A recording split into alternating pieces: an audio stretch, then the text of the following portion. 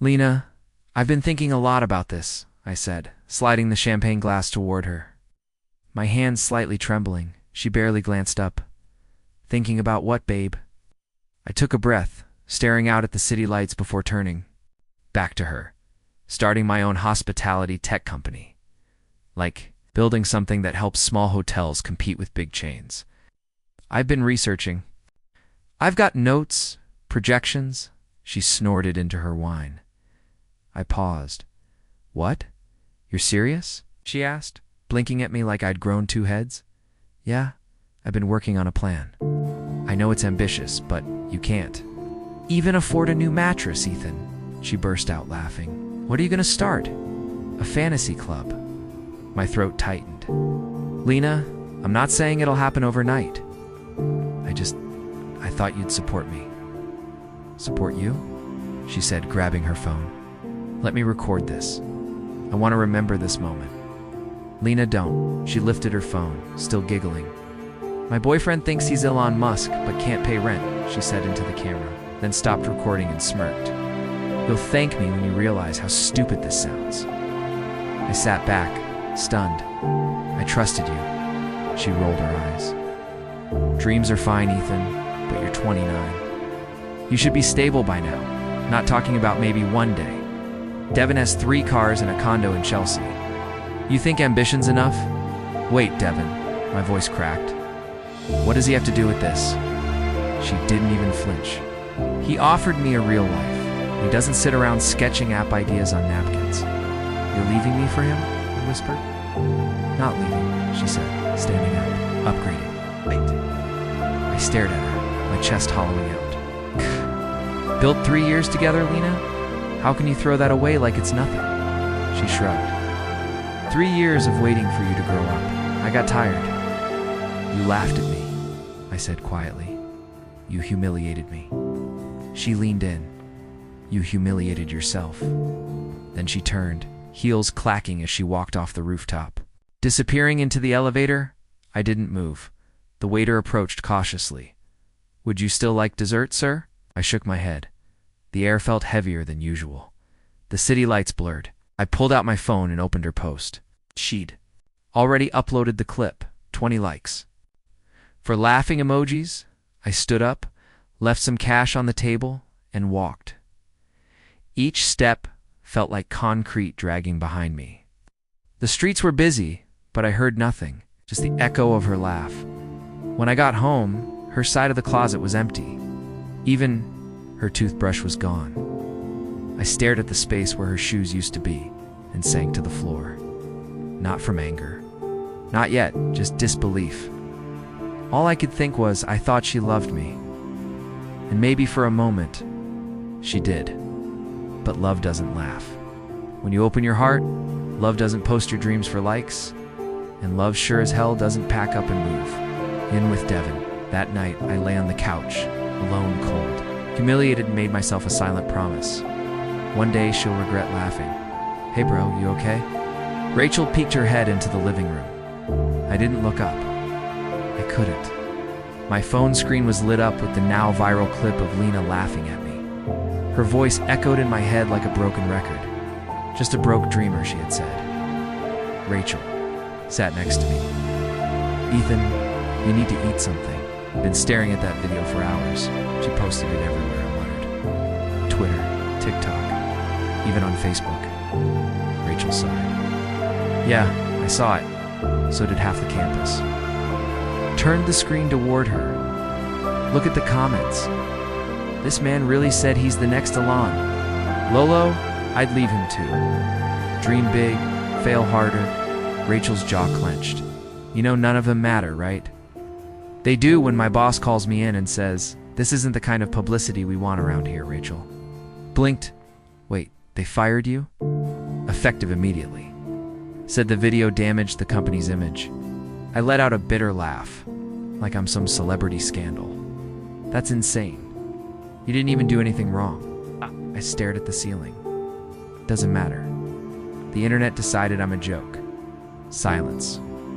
Then Rachel stood. All right. You're staying here as long as you need. No arguments. Thanks, I whispered. That night I couldn't sleep. Her voice haunted me. That laugh, a damn laugh. I scrolled through my messages. Most were just links to the video. One old friend wrote, "Tough luck, man, maybe tone down the big dreams." I tossed the phone aside. The next evening, Rachel dragged me to a house party. "You need air," she said, "and alcohol." I didn't want to go, but I was tired of sulking. At the party, I stuck to the corner, laughing. Again, Ethan. Someone whispered. I froze. Her voice was clear. I edged closer to the hallway. She was talking to a group of people. Drink in hand, all eyes on her. "He actually thought I'd stay with someone who thinks a PowerPoint is a business plan," she said. Everyone laughed. She sipped her wine. "He's a nobody. Always will be. Guy's gonna die broke trying to build castles in the air." Something inside me snapped. I didn't storm out. I didn't cry. I just stood there, oddly calm. Rachel appeared beside me. "You heard that? Yeah? You want to leave?" "No." I shook my head slowly. "I want to remember this moment." Rachel frowned. "Why?" "Because this is my rock bottom. And one day, when I'm back on my feet, I want to remember exactly how it felt to be invisible." Rachel put a hand on my arm. "Ethan," I turned to her, voice steady. "No more speeches. No more begging people to believe in me. I'll go quiet. Let them laugh. Let them forget me." She nodded. "All right, but just know, I haven't forgotten who you are." I gave her a small smile. "Thanks. You're the only one who hasn't." And that night, as the laughter faded behind us, I made a silent promise.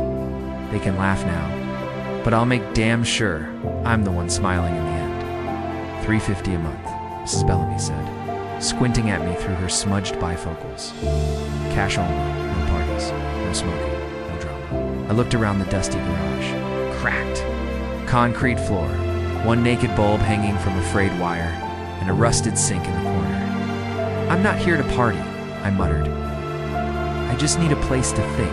"You need more than that, honey," she replied, chuckling as she handed me the key. "But this'll do for now." The first night was rough. No heating, no insulation, and the only light came from my half-dead laptop screen. I sat on the floor, hunched over, sipping gas station coffee and watching free coding tutorials on borrowed Wi-Fi from the diner across the alley. "Ethan, you can't survive on instant noodles and ambition alone," Rachel said the next morning, holding out a Tupperware of lasagna. "You need protein and maybe a miracle." I grinned weakly. "I'll take both, thanks." She perched on a crate. "What exactly are you building in here, Tony Stark?" "I want to create an app that helps people find cheap, quality hotels. Hidden gems, you know? Places the big apps ignore. I mean like a poor man's Expedia, more like smart traveler's secret weapon."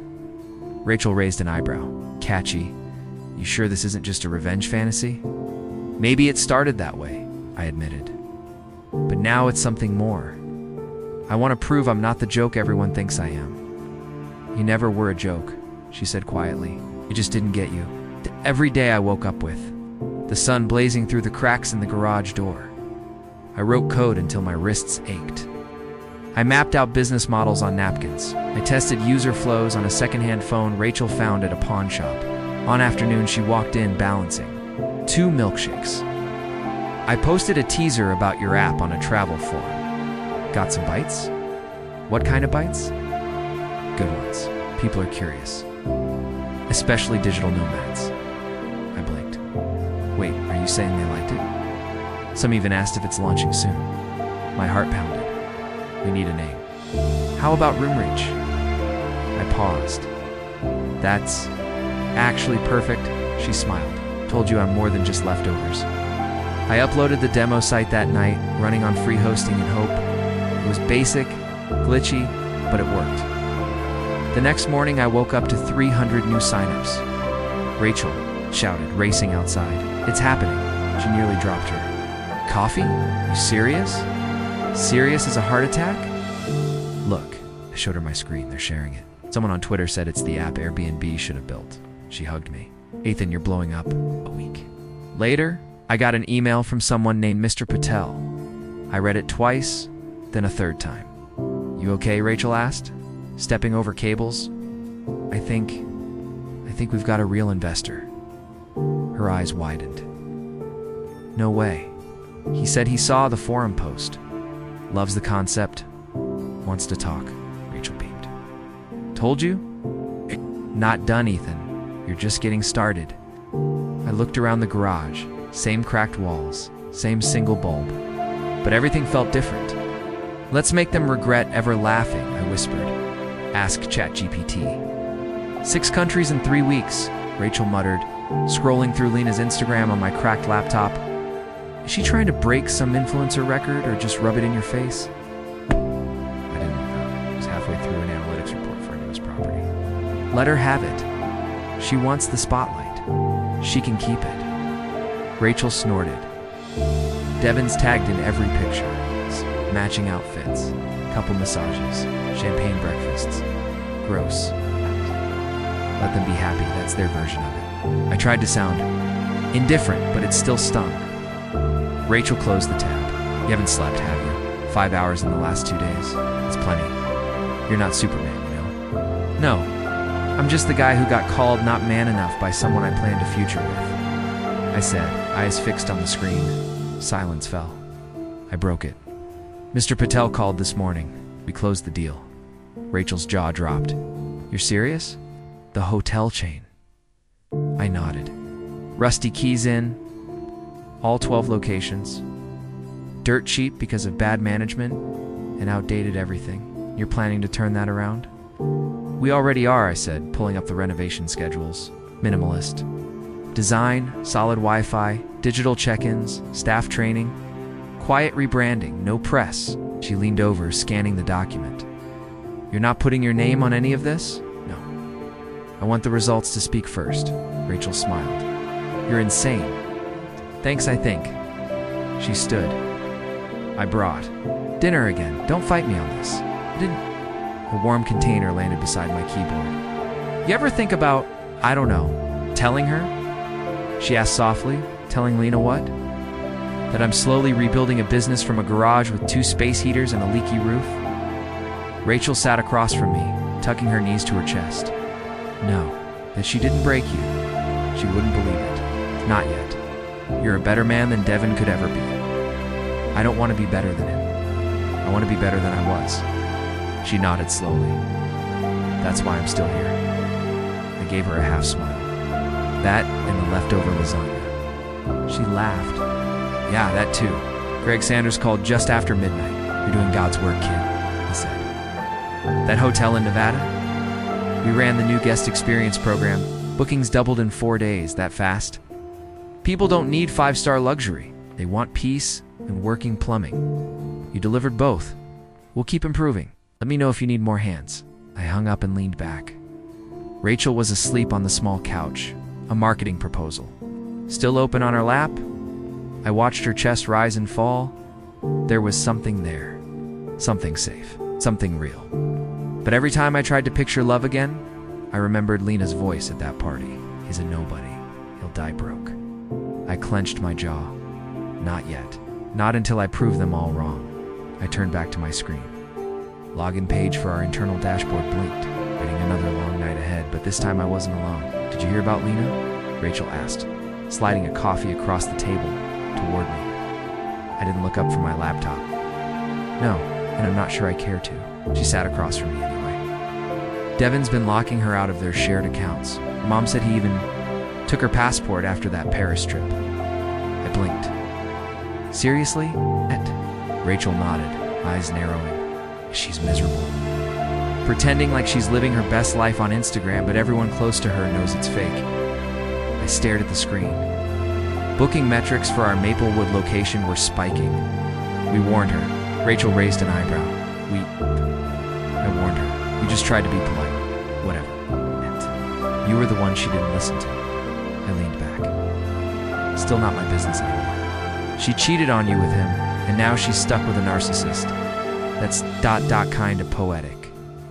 I smirked, then tapped my trackpad. Look at this. Maplewood is fully booked for the next 3 weeks. Rachel leaned in. Wait, was it? That the hotel we just renovated? Yeah. And guess what? A travel vlogger named Mia Nomad stayed there. Posted a whole video about it yesterday. 2 million views overnight. Her eyes widened. No way. Do you know her? Total coincidence? That's insane. You should message her. No, I said we stay quiet. No names. No press. Rachel sighed. You and your ghost mogul act. It's working, isn't it? She didn't argue. I closed the lid of my laptop and rubbed my temples. I bought 2 more hotels last night. Small ones. Midwest. Used Sanders Corp for one. Blue Peak Group for the other. Rachel looked amused. You've got more identities than Lena has selfies. Exactly the plan. She tilted her head. Why hide so much? I hesitated. Because the moment people know I'm behind all this, it's not about the work anymore. It's drama, it's headlines. And Lena? I nodded slowly. Especially Lena. There was a pause. You're not over her, Rachel said quietly. I'm not under her spell either. Not what I asked. I exhaled through my nose. I don't know what I feel about her, about anything. Rachel's voice softened. You've been building non-stop for a year. No vacations, no breaks. Just deals. Code silence. That's what I need. Is it? I looked at her, really looked. Rachel had been with me since the garage, bringing food, fixing bugs, pitching ideas, smiling when I couldn't. You know, I said slowly, you never ask for credit. Shrugged. I didn't do it for that. I don't say thank you enough. You don't have to. I do. She went quiet. I shifted, trying to mask the storm inside me. You ever regret it? Leaving your job to work with me? All this ... uncertainty. Rachel shook her head. No, I believe in you. The air between us tightened. I swallowed. Words perched on the edge of my tongue, too raw, too real, but I didn't say them. Instead, I opened my laptop again. Let's book 2 designers. Maplewood needs a brand refresh if it's going viral. Rachel nodded, but her smile faded.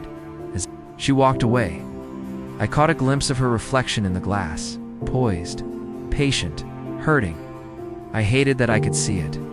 Hated more that I wasn't ready to fix it. My phone buzzed. A text from an unknown number. You think hiding behind fake companies will keep you safe? I stared at it, then deleted it, and got back to work. Sir, this one just came in from Greg, Rachel said, handing me the folder. Old property in Clearwater. Used to be part of the seaside chain. Clearwater, I muttered, flipping through the pages. That's Alina's hometown. Rachel raised an eyebrow. You okay? Yeah. I closed the folder. Just let's schedule a site visit. 2 days later, I walked through the aging hotel's back entrance, ball cap low and jacket zipped up. No one knew who I was, just the way I wanted it. The lobby smelled faintly of bleach, peeling wallpaper. This place needed more than a facelift, it needed resurrection. A housekeeping cart squeaked around the corner. I looked up and froze. Lena bent over a cart of fresh linens, hair tied back in a messy bun, uniform baggy and faded. She didn't see me. I stepped behind a column, heart pounding like I'd been punched in the chest. What the hell? I whispered under my breath. Need something? A voice startled me. A woman, about 50, wearing the same uniform. Her tag read, Tina. I cleared my throat. No, just ... checking the place out. You here with the inspection team? She asked, wiping her hands on her apron. Something like that, I said. She sighed. Well, if you ask me, this place needs new management. And new mattresses. Half of them still squeak. I gave a tight smile. Thanks for the insight. That night, I sat in my hotel room staring at the ceiling, Lena. Housekeeping, no designer bags. No Paris trips. Just bleach carts and stained sheets. I picked up my phone and called Greg. You free? I asked. For you? Always, he said. What's up? I want that Clearwater hotel.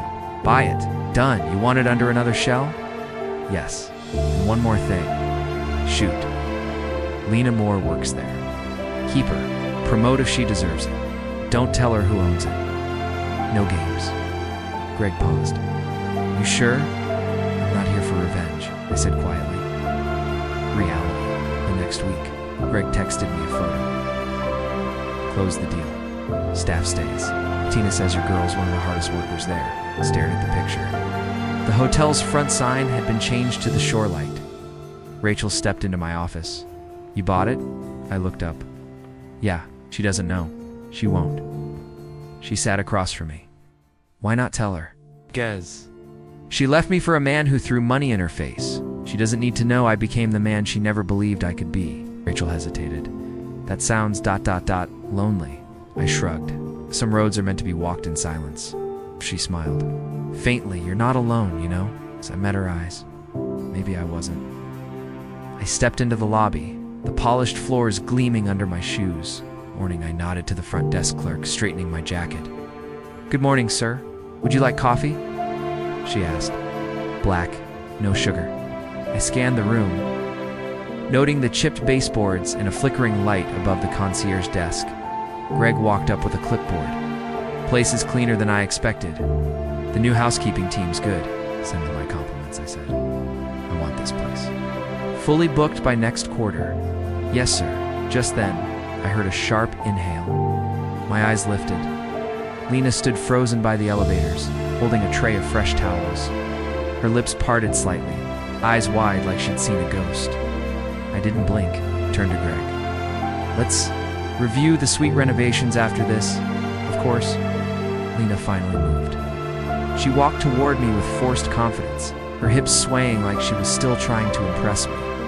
Wow, look who's here, she said, flashing a smile at me. Didn't reach her eyes. Didn't expect to see you in a place like this. I glanced at her uniform.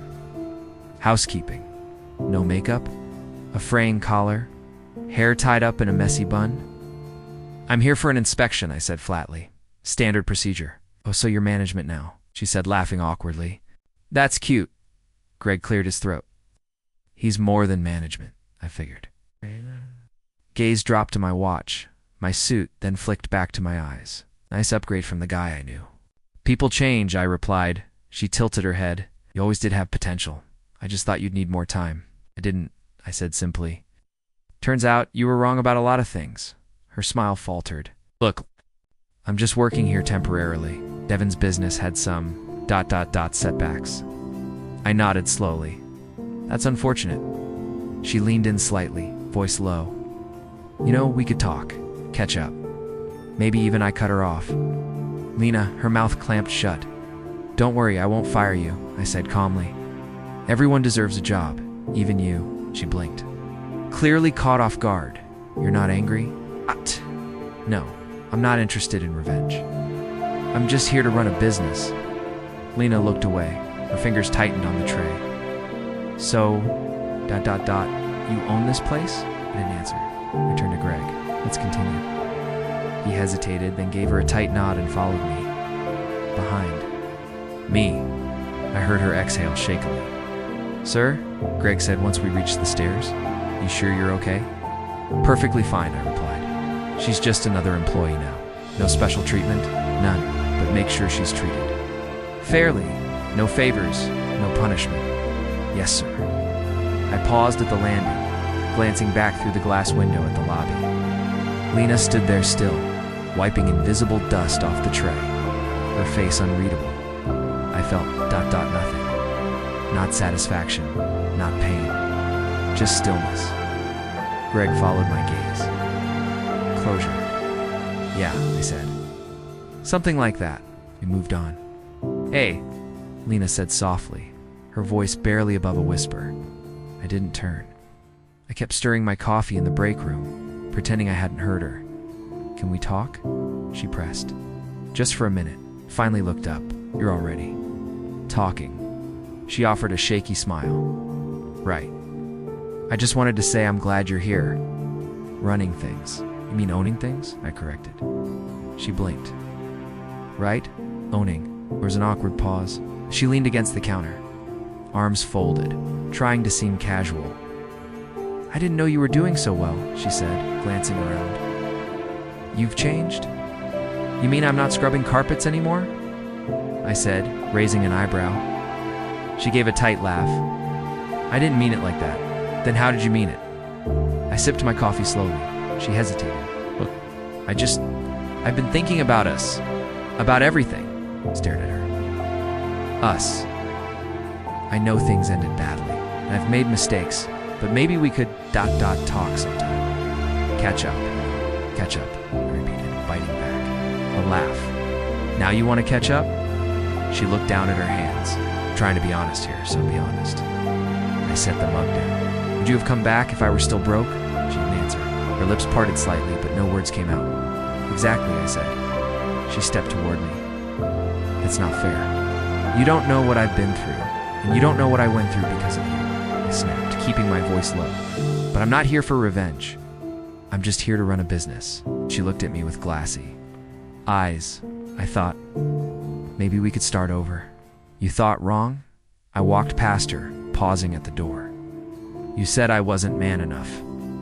Guess I finally became the kind of man you notice. I didn't wait for her reply. I walked out. Later that day, Tina caught up with me in the hallway. Hey, just thought you should know, she whispered, glancing around. Lena's been off all afternoon. How so? I asked. She cried during laundry rotation, like full-on tears. Then I found her in the supply closet. With a flask, I didn't flinch. Did you report it? No, Tina said hesitantly. I wasn't sure what to do. Figured you might want to know first. I sighed.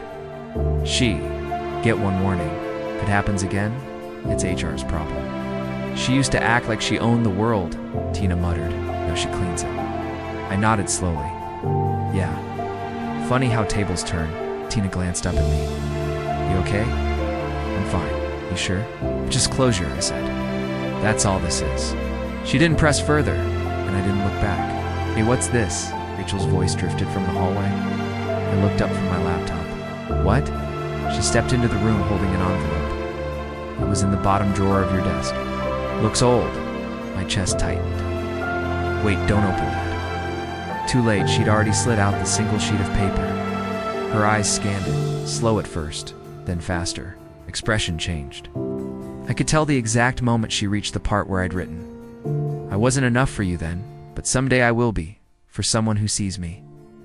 Rachel's hands trembled. You wrote this for Lena? I nodded. Months ago. Before everything changed. I never mailed it. It's raw. Her eyes were glassy and honest. I was a mess, I said. Broke.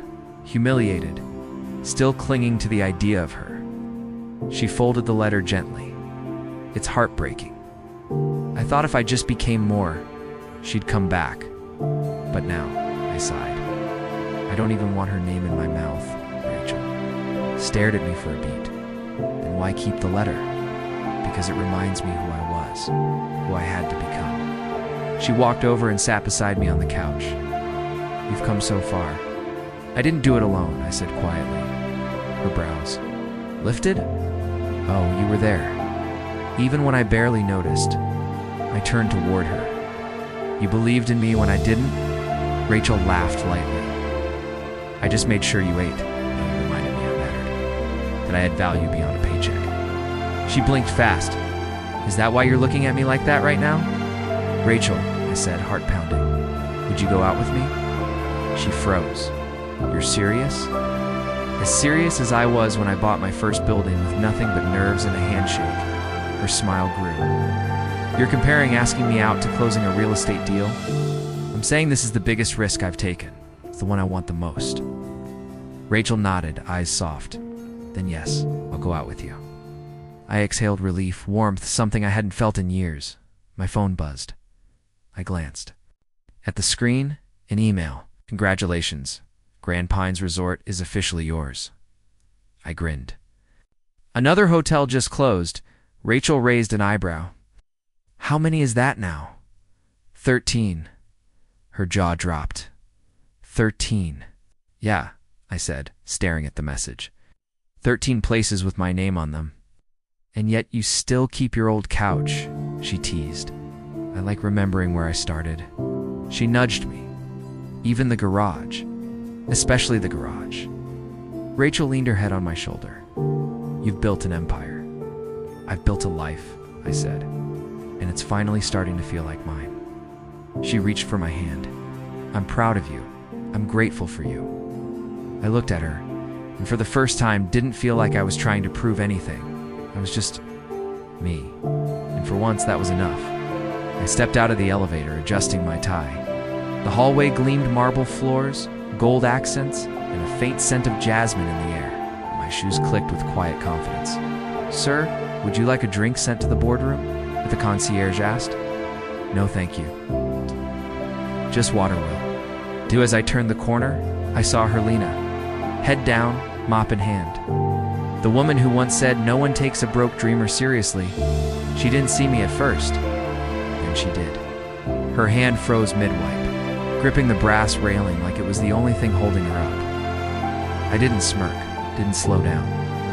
Hey, she said quietly. I nodded once. Hey, that's a nice suit. I looked down. At the Charcoal Armani? You said I'd never afford one. She swallowed. I was angry. I shrugged. It's fine. We all say things we regret. You look different. I feel different. There was a long pause. Her eyes darted around, like she was waiting for someone to rescue her from the moment. I clean this floor every morning, she said. Didn't think you'd be walking it. I didn't think you'd be cleaning it. Silence again. I never hated you, you know. I met her gaze for the first time. She didn't believe in me either. I didn't think you'd actually make it.